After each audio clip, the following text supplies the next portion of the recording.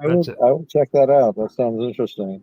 that is a pretty cool freaking book. Now, after that, I want to go into a discussion about another guy who kind of goes along those same lines, but his real name is Grover Cleveland, but he was known mostly as Cleve Baxter. Yeah, Cleve the president of the United States. Yeah, Grover Cleveland.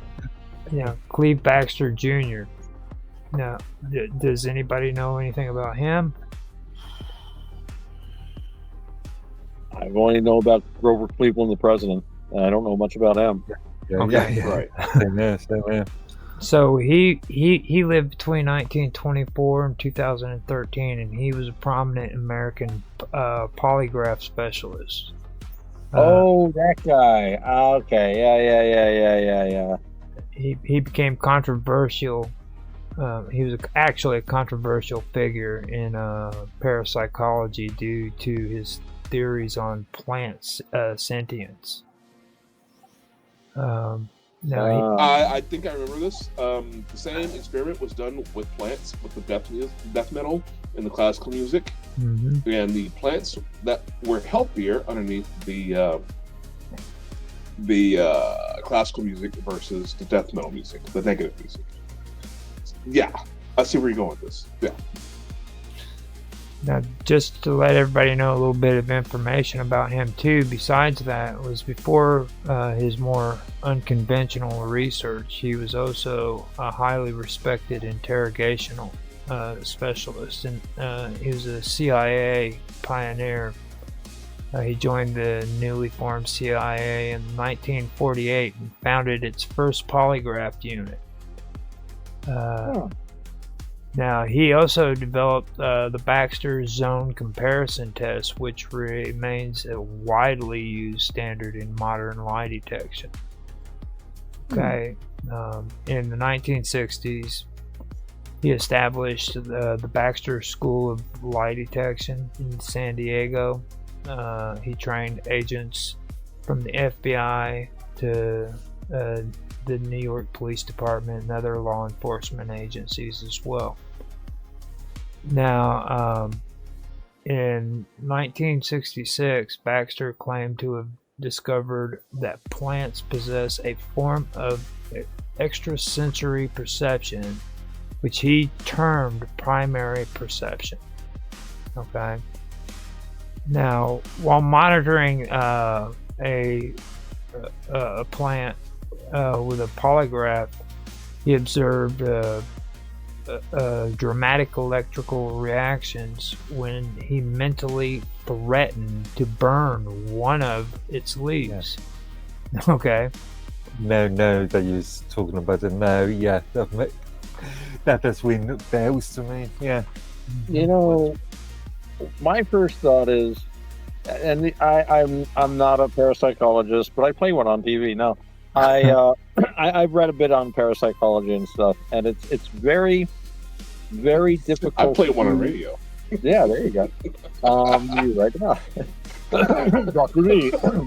But the thing is, it's very difficult to design a test that eliminates all the variables that might affect the outcome of the test. And my thought about this is, and you know, it kind of hit me when you said extrasensory perception. Well, obviously they're sensing it.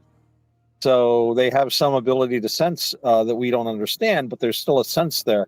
When you think hostile thoughts, it changes the pheromones you give off, the amount of heat that comes from your skin, and very importantly, your electromagnetic field, which I am sure plants are very sensitive to. So I'm not saying the plants don't notice things, but I think there are a lot of physical ways that we might not be thinking of, including electromagnetic. I mean, I've talked before about, I think it's been pretty well demonstrated. I talked about Caspar Heiser, the guy that was abandoned in the city when he was like a teenager.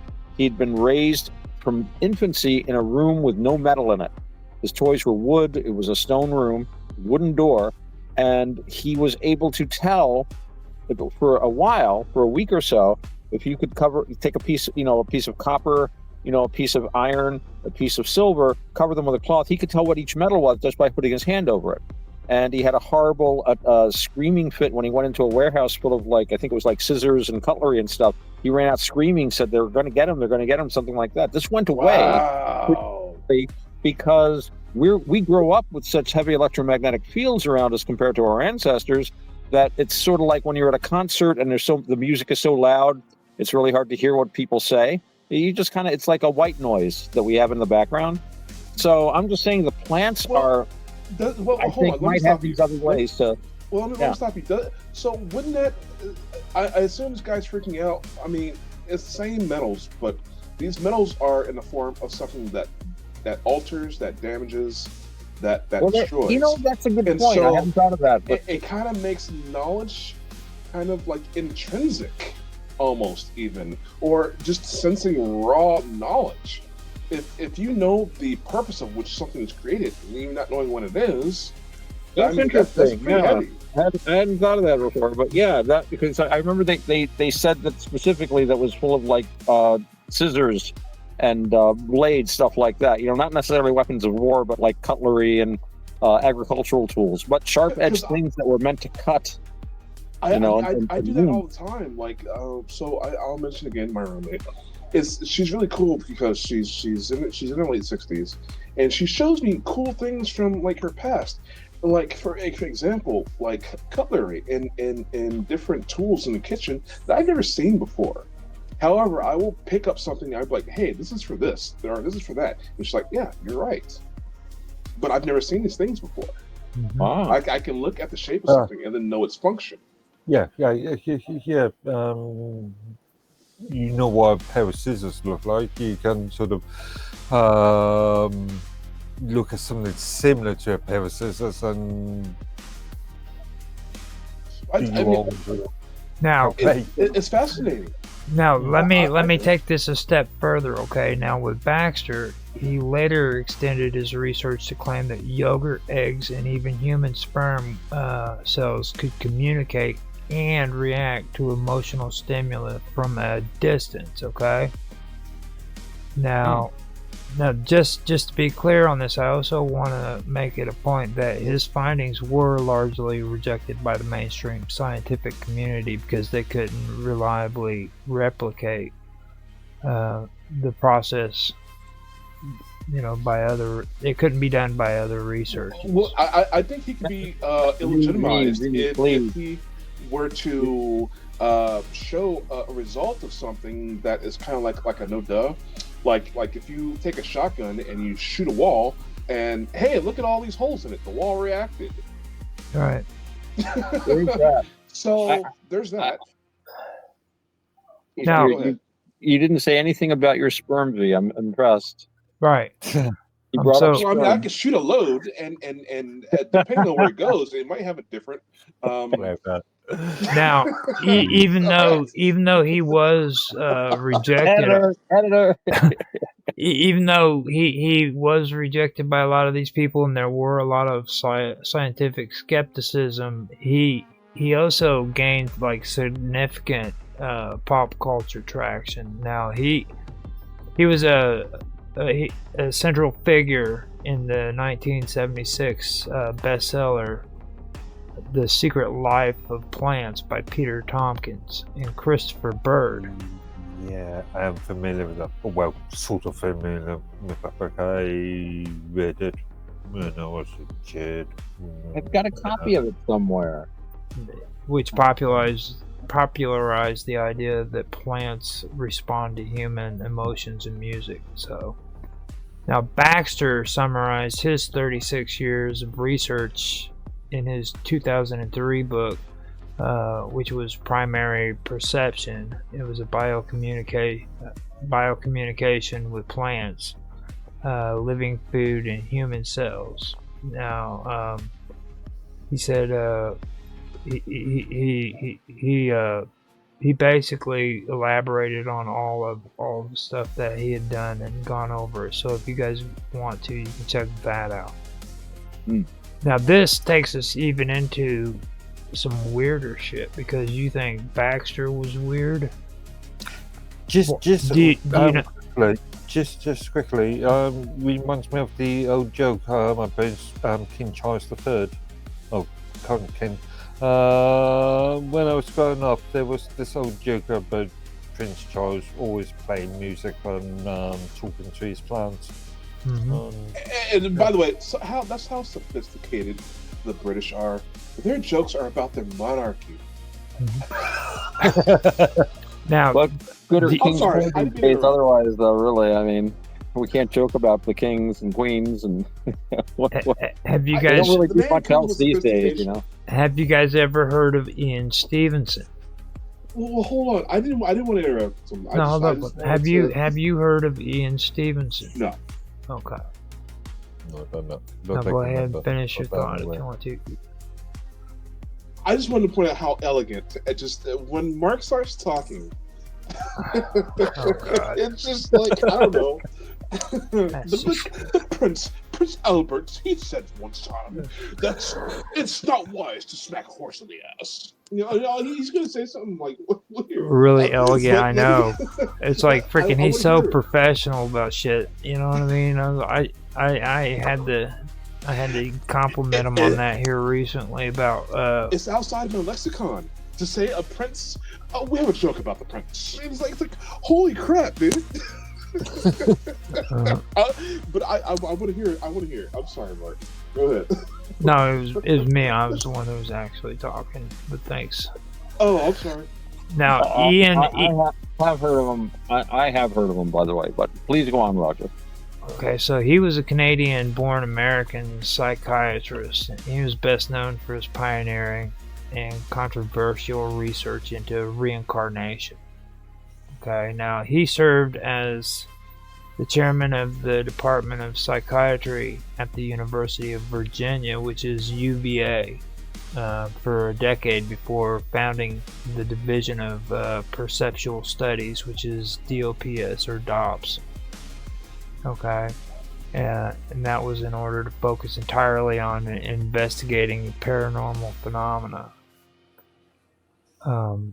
Now, Stevens spent 40 years traveling the world, particularly in India and Southeast Asia, and that was to document cases of children who claimed to remember past lives.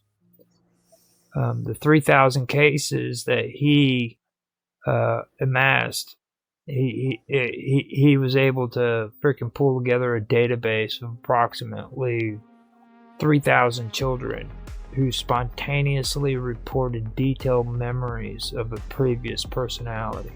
Okay. Now, in his 1997 work, Reincarnation in Biology, he argued that certain birthmarks or congenital defects corresponded directly to fatal wounds or injuries sustained by the deceased. My bad leg. person. Yes, that explains my bad leg.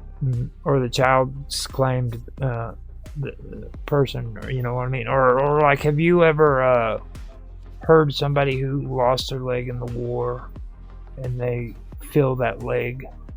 Yeah, the Itching. Yeah. That's kind of why. Nelson had that. He Phantom claimed when he limbs lost his syndrome. arm. Nelson said that the fact that he could feel his arm, even though it wasn't there, gave him hope for an afterlife. He figured it would be the same with the rest of his body, including his head. Yeah, phantom limb thing. Makes sense at that time, 19th century science attack. But that just shows you how powerful the brain is, because the circuitry is still there, even though the arm is not. Right. It goes to So- show or about our legs, senses right. too. Yeah, our senses are just in the brain. It's just in ourselves. You can sense things that aren't physically there. But the entire circuitry, if you like, that isn't there? Because if you've lost your arm, you've got no fingers. So yeah, if you've lost your arm there, what happened to all this? But you Yeah. can feel it. Now, he also investigated rare instances of adults who, under hypnosis, appeared to speak or write in languages they never learned. That was a phenomenon that he termed xenoglossy. Xenogloss. I've Yeah. heard of that with people not under hypnosis, but spontaneously sometimes being able to, speak or write in a language that they would normally not have any contact with. Oh yeah, those people with the head injuries and stuff. Got struck by Sometimes lightning. head injuries. I remember one case where it was like an uneducated, like lower class, very like chambermaid or something. This was like the 19th century where they had servants and things, and it was they regarded her as like, well, she could not possibly know Hebrew, and yet she was able to I think she had a fever or something actually, and she was like speaking in Hebrew, and it turned out at one time she had worked for a rabbi. And they think that while she was working, she would overhear him practicing his sermons. There was a guy who straight up knew Chinese after a head injury. Straight up. That's a cool way to learn a language. That didn't happen to me. I had with some hallucinations. Jeez. I want Mandarin next time. Come on. There are the women who develop British accents, which I think is hot. You have to hire a female British. Look out, Mark. Talking. No, female. Oh, right. Now he had books. Wants to make a life decision, a life choice, and change his appearance. We're not going to go there. Okay, so he did come out with some books that I'm gonna do a plug on. It's 20 Cases Suggestive of Reincarnation, which came out in 1966. He also went on to do Children Who Remember Previous Lives in 1987, and then he did another one called European Cases of the Reincarnation Type, which was in 2003. Now, while Stevens was respected for his meticulous record keeping and academic rigor, his work was largely ignored or criticized by the mainstream scientific community. Skeptics pointed to potential confirmation bias, reliance on anecdotal evidence, and possibly of cryptomnesia, which is hidden memories from books or television. Right. They hate anecdotal stuff. They really hate anecdote, and yet when it comes down to it, everything is anecdotal. It's just what you've encountered and endured, Yeah. But it's interesting. I'm a little familiar with his work. I haven't read any of his books. I think I will if I get a chance. But I've seen some of his research and seen some of his results, and I was struck by it. Did seem to confirm some Buddhist ideas about rebirth. Because one of the things I remember is that in Buddhism, I've talked before about karma or karma. When you take another birth, you are going to more than likely be reborn among people that you've been reborn among before, because your karma is all intertwined. So a lot of the times you're going to be hanging out with a lot of the same people. And his research seemed to show that people tended to be reborn near where they had lived, or among at least their relatives or people like them. I remember listening to a reminiscence of a monk who was electrocuted, and he said it seemed like it was taking hours, and he had all this time to think and this and that, and he was thinking about his home. Now, he was in Southeast Asia. He was a potato farmer originally in the eastern U.S., and he was thinking about that, and they turned off the power, and it actually was only seconds that had passed, which is an interesting thing about the death experience, I think. But he said he told his teacher about this, and the guy said, if you had died then, you would have been reborn right back there in America, right? And that's what drives as I recall, when I was looking at some of his data, they seem to show the same pattern. That you were, like the people in India, as I recall, they were like usually reborn within 40 or 50 miles. It's not like you're going to die here and then turn up in Timbuktu. You're telling me there's a locality-based science with this that we don't know? Well, it's one of the teachings, basically. The Buddha says, and of course in Buddhism, it's a very long-range thing. We're just talking about these few thousand years or 10, 20, 30, 50,000 years that we're on this planet until it blows up or whatever. And of course, there's other factors that can have you take an animal birth or a birth as a spiritual being or this or that or the other thing. But just that aspect of it, of the karmas tend to be intertwined. The Buddha used to talk about how, it's impossible for you in your daily life to run into someone who hasn't been your brother or your sister or your son or your daughter or your father or your mother or any of the stuff that we've all had these relationships with each other over the eons, and by which he defines an eon as the lifetime of a universe sort of thing.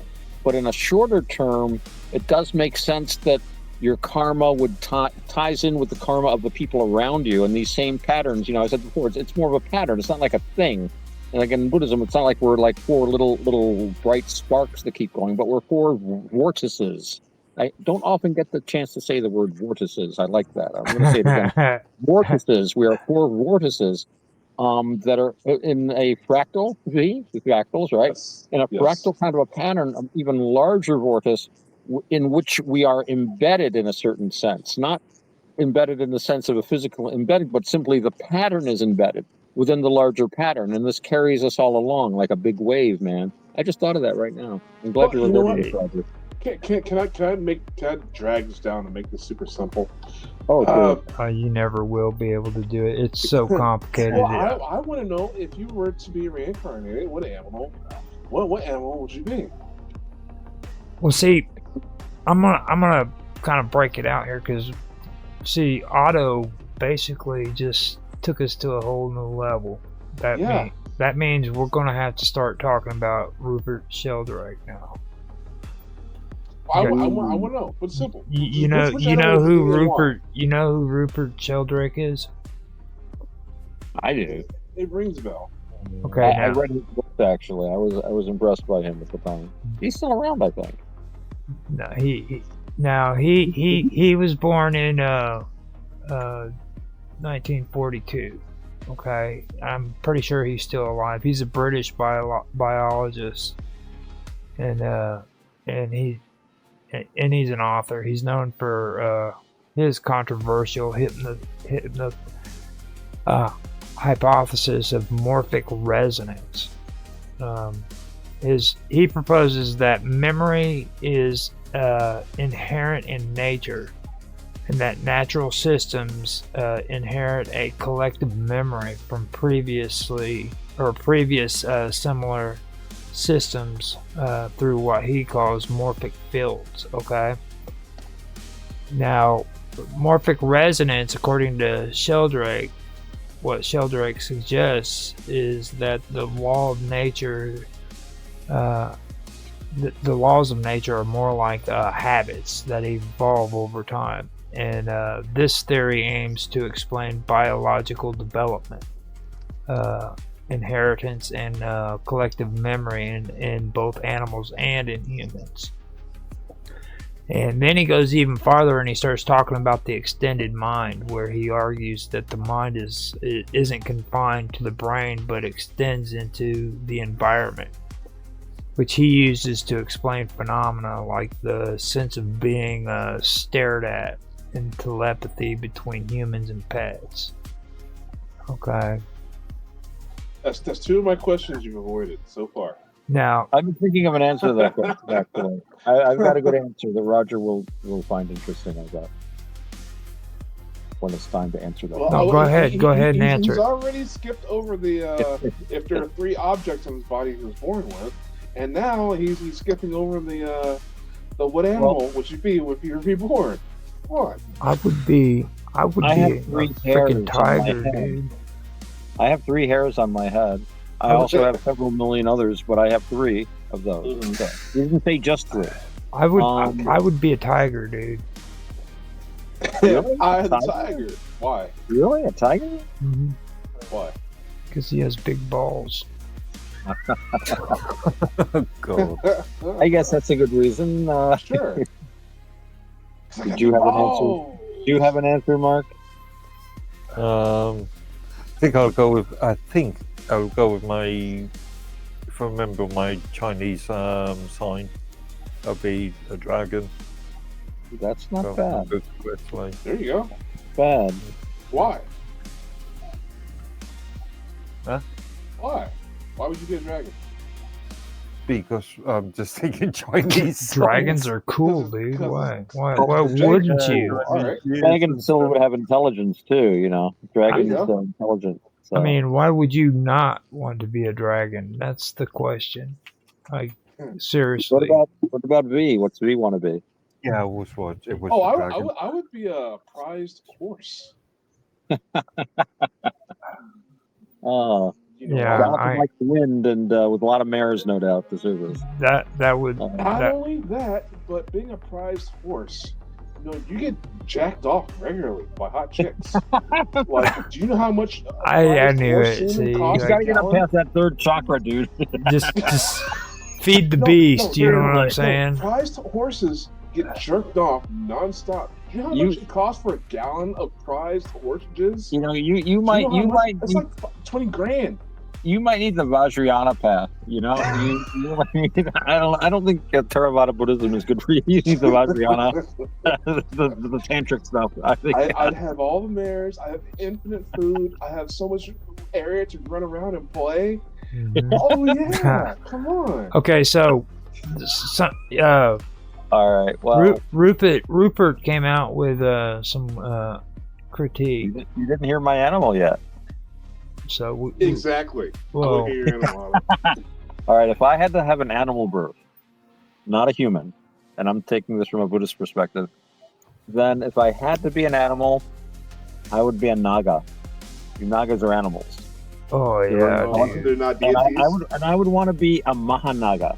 Those are the ones that live the entire length of the universe. Oh wow, that'd be so No, cool. no. And I want to Those be are a deities. Mahanaga that meditated. Because Nagas can't actually attain to arhatship, but because they're animals. You have to be a human or above. But they can take a higher birth as a deva or as a human, hopefully like a monk or bodhisattva at least. So anyway, I'd go with Naga for my animal. Cool. Which is close to a dragon, actually. So see now, Mark's gonna change his call. He's gonna want to be a Yeah, Naga I'm too. going to stick. Just to carry on from my point. I just did a Google search, and I was born in '76, so it's actually the year of the fire dragon, and it just gave me a list of details. Personality: independence, confidence, intelligence, ambitious, driven, expressive, and bold. That's you. Strange charm, strong presence, Very ability strange. to Yeah. lead, ability to lead, passion for goals, and resilience. I like the strange charm. That's Now- also that's a quantum physics term too. Quark, strangeness, and charm. Yeah, I still have the biggest penis out of all of us. So it's okay. So with this critique of materialism that Rupert came up with, this was actually kind of interesting. Now, in his book, The Scientist or The Science Delusion, he challenged 10 dogmas of modern science, and he argued that purely mechanistic, that a purely mechanistic worldview limits scientific inquiry. Okay, which I did find that kind of interesting, because like if you look at Of course. you know, If you have a system, you can't have a system unless you've had science to develop that system. mechanistic is what really stuck out to me, though. You know what I mean? Well, we've gotten a lot of good results with mechanistic science, Right. but I don't think it provides for everything. You know, and eventually you've got to get past mechanism. Well, so is there not a science for everything? Isn't that like the science of science? There's a sociology of scientific knowledge, SSK, which is very interesting. That's scientists who study scientists. Mhm. Apparently, they hate it. The guy that founded the science said, "You will be hated by your colleagues." because they're like, they'll go into a lab and they'll start watching the scientists doing the research to find like they're the guys that come up with things like personal bias, confirmation bias, and stuff, even among scientists that are supposedly. And they said, the reaction is, you're not supposed to be in here. Why aren't you out like studying some obscure South American tribe or something, or doing surveys about like what kind of Twinkies people like to eat? You shouldn't be looking at us. And this is very annoying, apparently, to the other scientists. So they've had to calm down their research quite a bit, I guess, over the years. But when they first got started, they were like, "Why did you come to that conclusion?" Well, it's obvious. Well, no, it's not really obvious. Sheldrake is an interesting guy, though. Yeah, and just to make it clear, I want to kind of run by some of his history when it comes to his education. Okay. This is his background and career. He earned a PhD in biochemistry from the University of Cambridge, and he studied the philosophy and history of science at Harvard University as a Frank Knox Fellow. His academic work was a fellow of Clare College, Cambridge, where he co-discovered the mechanisms of polar auxin transport in plants. He also served as a principal plant physiologist at ICRISAT in India, where he developed new cropping systems. Now, his work has gained significant popular interest, but it also remains largely rejected by the mainstream scientific community, with some critics labeling it as pseudoscience. But isn't it awesome though? As a scientist, you have a peer system. You gotta be peer reviewed. Like, oh, wow, you did a great job there. It's all wrong, but hey, you did great. Someone pointed out that science doesn't have to do with published peer review articles. That's the publish and perish of the guy that's teaching, but it means being credentialed and doing work, right, and doing good work. But he's an interesting guy. I know that. I read a couple of his books. I read The Presence of the Past and Dogs Who Know When Their Owners Are Coming Home. I thought was very interesting. Yeah. And one thing I liked about him, and something else struck me too. I don't think he really so much is engaging in pseudoscience or whatever. What he's doing is he's taking the same data and he's coming up with a different paradigm, a different interpretation. As I recall from his books, and I read these decades ago, probably when they first came out, as a plant biologist, he talked about the seed and how a seed turns into a plant. And also, by extension, how a fetus in an animal body turns into a larger animal. And so he's giving a different explanation of the same observed effects. But you want to talk about me getting dirty, me being dirty-minded? Well, we're talking about, he actually used a horse metaphor. One of his metaphors was a horse, and he says, in the old days, before they understood biology the way we do today, the theory was that a horse, for example, when it impregnated a mare, the seed was literally a seed in which there was a tiny little horse. And that little horse would grow up to be a horse that got so big it had to leave its mother's womb. Now, you see the problem here, because that means that inside that tiny little horse has tiny little testicles, in which there are even tinier little horses. And of course, in each one of them, you see where this is going. It's turtles all the way down. And so he said, so now they say it's genetics. Genes. Mm-hmm.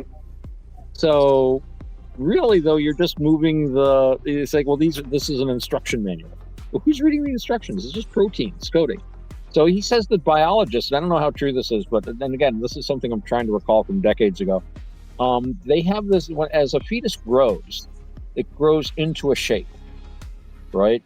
And all the DNA is doing is like, coding for certain, like, chemicals to be produced at certain times and this and that, but the thing grows into the shape. So they would, just as not literally believed in, but just as a way to view it and understand it, they would think of it as there was a field into which the fetus was growing, and it's getting to this part. And so they would look at the fetus and they would have it in their mind's eye. They'd have like a little outline of what the fetus was going to grow into. Mm-hmm. And this thing you're saying, what if there is an actual field that we can't detect into which the fetus is growing, or the seed that's grown in the ground? And I was thinking about this, if you take a seed and sprout it, and I've done this, we've eaten sprouts. Yeah, man, I've been a hippie. And it's like, you take a little seed and it's got a very limited nutritional profile. You just add some water, and then suddenly it's got iron, it's got copper, it's got manganese. Where'd that come from? Yeah. You've added a medium from which it can absorb information from its environment. Yeah, but so, and he also talked about the idea of crystal growing. So, like, scientists will spend like days, years, weeks, months trying to grow this one kind of crystal, and he does it. And he sends it to his colleagues, hey, you do it this way. And they work hard at it, but it's not quite as difficult. And then more people start to doing it, and it's not quite as difficult. And the next thing you know, they're sending it, it's like Edmund Scientific crystal growing kits that they sell in the store for kids, $5.99. So, and his explanation is that as it's done more often, a morphogenic field is produced so that it is actually easier to do. This explains why, if you say a mass in Latin for almost 2,000 years, the mass itself will have an intrinsic power that you partake in when you participate in it, because you're participating in a morphic field. This apparently exists in through time and space. You gave me a great business idea. Oh, I should grow some crystals and bag them up and go sell them out on the streets. Just be careful with the crystals. I got a buddy of mine, I'm going to get him on the show, does war stories. He tells me you can take a battery from a bicycle and a couple of household chemicals and make crystal meth. Now, where you're at, hold up. Sure. Where you're at right now is is where everybody that I've had this conversation with before was able to handle it. Now, I'm not going to go to the limit where I shut people down and they kept quiet for like a minute before they made a comment when I started talking about CERN, but this is where we go to the next level, especially with what you just said, and that's the Schumann resonance. Roger, excuse me just a sec. Before you go on, I wanted to mention one thing. I always like to mention about Rupert Sheldrake. Mm-hmm. And the thing that really made me think this is a really good guy, he talked about animal experimentation. And he said, and I agree with this, he said the only animals you should be allowed to experiment on are your own pets, because that way they will be treated ethically. He said he knew scientists who would do terrible things to animals in the lab. They'd come home and they'd pet their cat, they'd pet their dog, and treat it with love and caress it and think of it as we do a pet. And he says the way to cure the unethical treatment of these animals is to only allow your pets, and that way every experiment, there's no reason to do these destructive experiments. And he wrote a book called Dogs That Know When Their Owners Are Coming Home, and he gave an example of how you can do an experiment with your pets. And this was one where you would have the dog have someone with them that they were used to. The owners would leave and come back at unscheduled times. And they just tried to see if the dogs could tell before their owners got home. Yep. And as I recall, they collected what they felt were statistically significant results, which of course you can argue about because it's anecdotal. They hate anecdotal. It's anecdotal. But anyway, yeah, I thought that showed. I liked that when I heard that. I'm like, first like experiment on your pets, and then he's like, yeah, because you're never going to do anything mean to them. I'm like, yeah, I like that. Isn't that the same sort of thing as you should never name if you're a farmer, you should never name your animals. Yep. Exactly. Yeah. Now he came out with a few good books. One of them was The New Science of Life, which was in 1981. then he came out with the dogs that know when their owners are coming home. That was in 1999. Then there was the Science Delusion, or the Science Set Free, which was in 2012. Then after that, there was Science and Spiritual Practices in 2017. So if anybody's interested in those books, check them out. This is very, very good. This very, very good person all around. I mean, the thing of it is about him is he was very professional too. Like, he didn't take this stuff lightly. He wasn't what you would consider as a pseudoscience quack. You know what I mean? He was very, very, very professional. Well, he was a hands-on working scientist too, or hands-on working biologist. He was in the field developing, plant species and stuff, working in India. He wasn't just an ivory tower guy. And he was a musician on top of it. Oh, really? I did not know that. What did he play?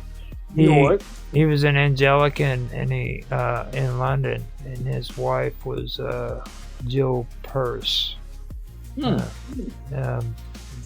Merlin Sheldrake was one of his sons, I believe it was. And they were a part of a freaking music band, I believe it was. They actually did it all together, like freaking the whole family was into music and stuff. Nice. Well, there was also an experiment. I don't know if you guys know about this. Dogs knowing when you're horny. They know when you're horny when they smell peanut butter. Oh God. So with that, I want to mention before we bring this to an end, the last thing I want to discuss about this topic is the Schumann resonance. Okay, now this is something that a lot of people overlook, and a lot of them aren't even aware of it. Have you guys ever heard of the Schumann resonance? As a target individual, that's kind of one of the fundamental things that you need to learn about. When you're dealing with frequencies and the government harassing you with frequencies, you learn about the Schumann resonance.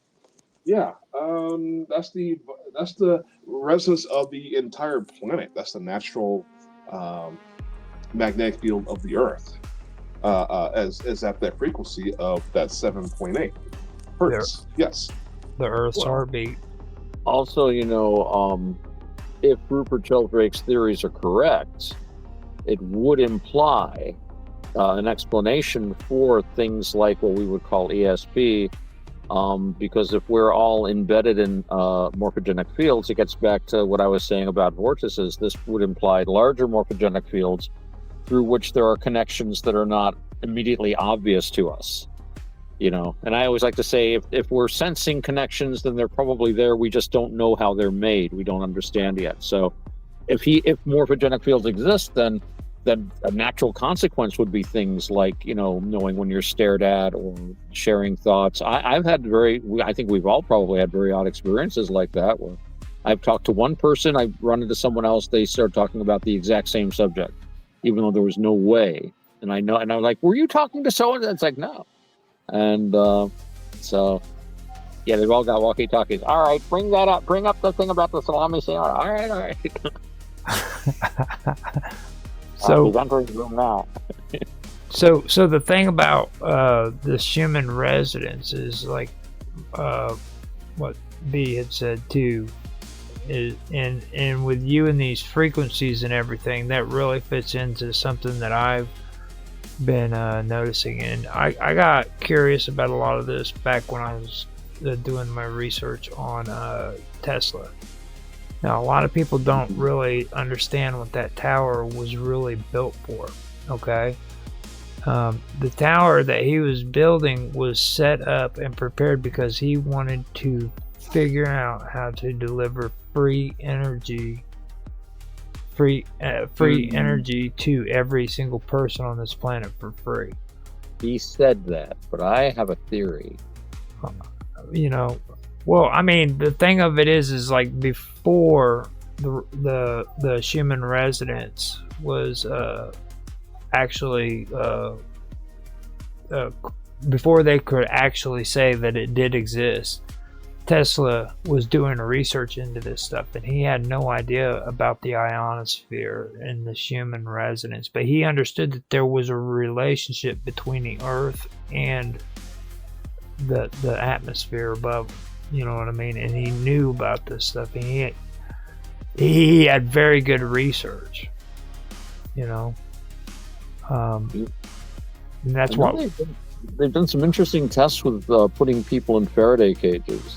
Mm-hmm. And they find that when you isolate people from the, you know, electromagnetic noise pollution that we're immersed in from birth and before, that their body electrochemical rhythms tend to fall into the rhythm of the Earth.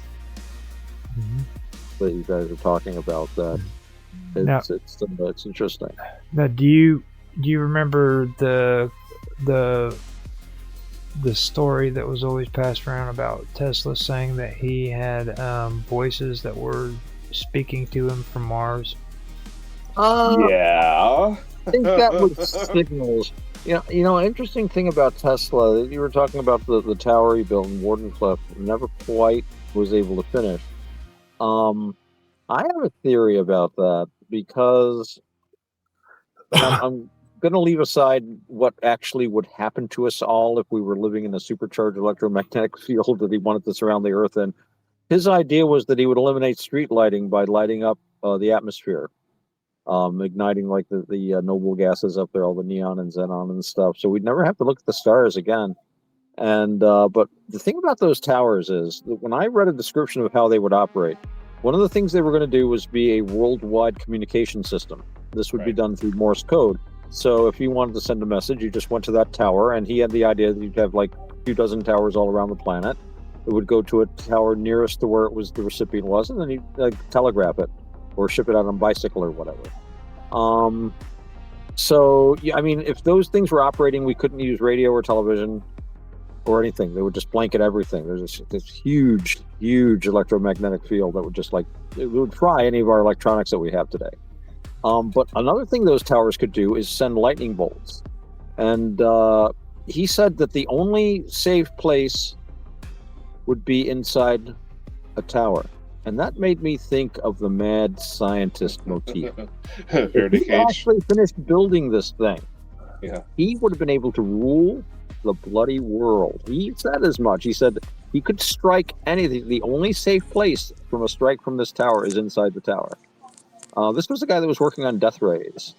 Yeah. You know, I mean, there was definitely a mad scientist kind of slant to him. And I have, you know, I'm sure he played his cards close to his chest. I have no idea what would have actually happened if he'd completed that tower in Wardenclyffe.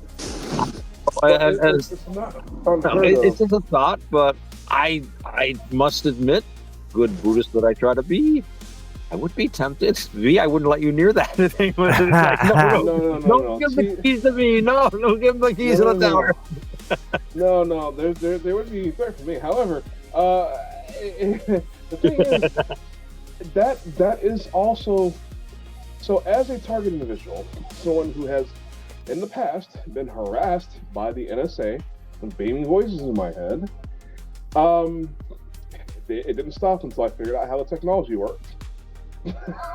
So they have these synthetic telepathy, the mind reading capabilities.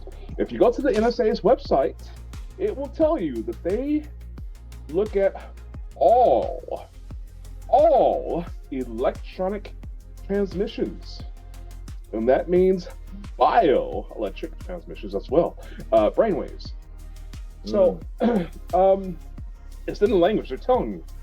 In case you want to sue them, the language is there. Mark, you should probably appreciate this. But the language is there telling you what it is that they do. And so, however, I have had this theory, you know, people talk about the Bible and these religious people hearing voices, and the voices tell them to build things like an ark and things like that. And it's like, you know, the aliens, in my theory, this is my personal theory, let's not just throw all the science at this, but it's my personal theory that the aliens have been doing this to us for years, giving us instruction via some sort of synthetic telepathy mechanism, and we've been doing the things that they want us to do. It's not unheard of to hear of a scientist who heard voices to tell them to build something. Well, that's right out of H.P. Lovecraft talked about the old ones would influence humans through their dreams. Their dreams, right? When they're not conscious, the putting these things. The old ones were, the old ones are, the old ones shall be. Well, I would like to posit towards this though. What if it's not aliens? What if it is different forms of consciousness itself, which would also fit into the H.P. Lovecraft thing, and which would also fit in with Tesla? What if he was actually communicating with an actual non-local consciousness? Well, then, so why not do it naturally and stay natural and stop telling people to build technology? Well, the thing is, too, this gets back to Valet. It's like, yeah, are they gods? Are they aliens? Are they extra dimensionals? We get more sophisticated with our explanations, and interestingly enough, the evidence changes. The things that we encounter, read some of the earliest UFO encounters, what we call UFO encounters, are like V was talking about. They're like in religious imagery. Later on, it was airships in the 19th century, these mystery airships. It always seemed like a technology that was just beyond us. There was a UFO encounter this guy had. It was like a close encounter. The UFO had rivets. Okay, this was a guy, this was like in the early 1940s. A guy that grew up with the technology of the early 20th century. And now we have these things that seem to be just past some of the patents we have. I don't know if you guys saw the thing the U.S. Navy patented a few years ago.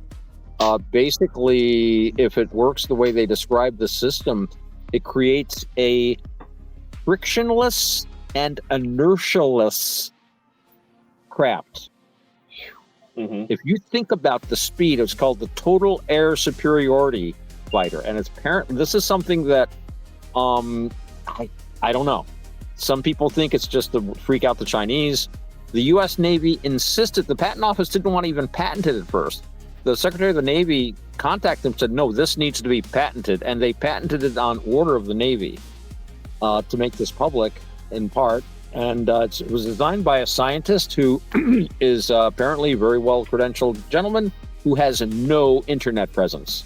No Facebook, no Twitter. So people, they go to research, who is this guy? Everybody searches online. We have to actually go to the physical college and read his paper transcripts. Oh my God! But yeah, they can't really find out much about him, but he's very well respected in his field. So you can look it up. There was a big splash in like the technical websites and stuff at the time, and the defense websites. I should say war websites now, which is a lot less hypocritical. I do approve of that. Yeah. I don't like hypocrisy in government. There's way too much of it, The first time I heard it's like Department of Defense. Fucking defense. They're dropping bombs all over the damn planet. It's a war department. Call it what it is. Stop pretending, Let people know. You're going to do this. Okay, so we are at the time where we need to bring the show to an end. With that being said, I'd like to go around and have you guys give everybody your socials so that they can know where to find you. If you don't have any socials, just give them my socials and I'll make sure that they know how to find you. Roger's the drop man, he's the guy there. So with that being said, let's start with you, V. Oh, well, I'm a socialist. You can find me at imasocialist.com and you'll see a big old picture of me right there. No. If anybody wants to get a hold of me, they'll get a hold of you. Okay. Sounds good. What about you, Mark Edworthy? How can people get a hold of you? Just really one site, minds.com, under the username Edworthy. Okay, and finally, how about you, Otto? Well, let's see. You can also find me on minds.com, where I'm spending more time. I'm there as Otto X or Otto Excelsior. Of course, there's my Buddhist website. Not that I've been very Buddhist on this show. It's navakavada.org. That's NAVAKAVADA.org. It's spelled just like it sounds. We also have Navakavada Buddhism on YouTube. And I'm reminded, yes, I do have a BitChute channel. I haven't used it much lately, but there's some really nice old Buddhism videos, including my first couple of videos I actually made talking about Buddhism. That's on BitChute, and that is also Navakavada. Yeah, otherwise, Messenger Pigeon, or you might run into me down at the store. Okay, and just to let you know, you've been a perfect Buddhist when you've been on any shows that we've had. I want to also say for all of your Buddhist friends over on Discord, happy Fat Thursday. We've had a great conversation about that, and I will be mentioning that in my upcoming episode of Headlines After Midnight, which is going to be... okay. It's still Thursday for you, isn't it? Yeah, well, that's what... Yeah, well, almost. That's what we'll be doing. We'll be going into that here in a little bit. So, if you guys like this episode, please like, subscribe, share, make comments. Feel free to freaking make comments. We would love to hear what you have to say. Thank you for watching. Thank the panel for being here and being a part of the conversation. It's very much appreciated. And with that, I will end the show, and we will talk to you later.